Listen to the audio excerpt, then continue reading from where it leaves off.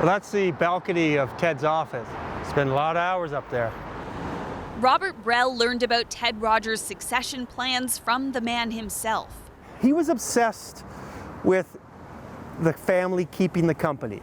Brell co-authored Ted's autobiography. He says Ted's obsession with the future came from his father. His father was a genius who created the first plug-in radio.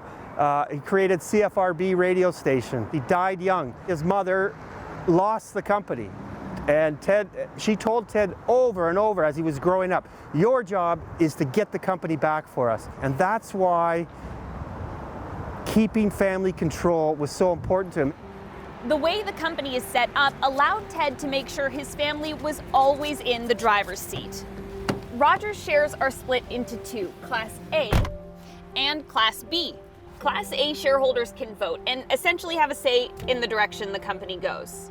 Class B shareholders can't vote, they just go along for the ride. Ted was the controlling shareholder of all Class A shares. When he died, he handed the keys to his family and close friends in something he created called the Rogers Control Trust. And to start, his son Edward would drive it.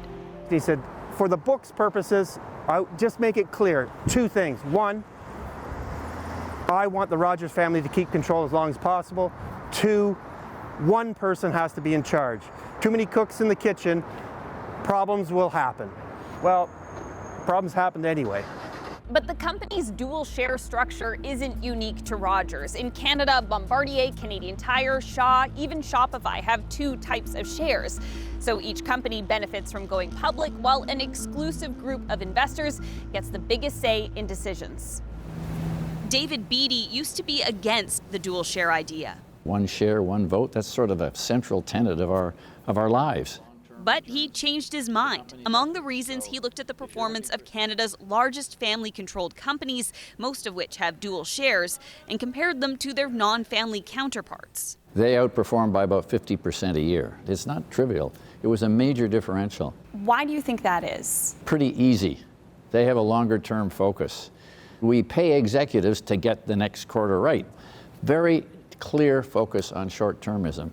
Families don't have that pressure, and dual-class share controlled companies don't have that pressure, which is hugely important for them. Don't lose heart in family-controlled dual-class shares companies. We have a lot of happy families doing well for shareholders in this country.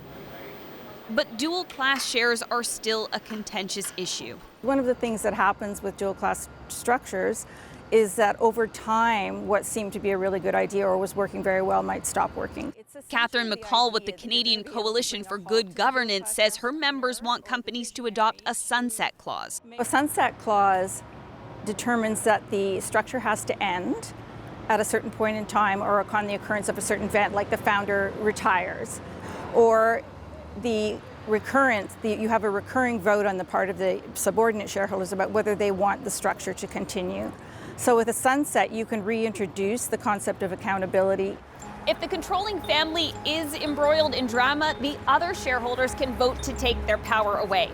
At Rogers, that's not an option Ted left behind. Instead, the keys can be passed around, but they'll likely stay within the family.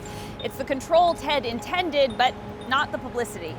I feel for Ted and his legacy. I like Ted so much, and this is not what he would have wanted. Jacqueline Hansen, CBC News, Toronto.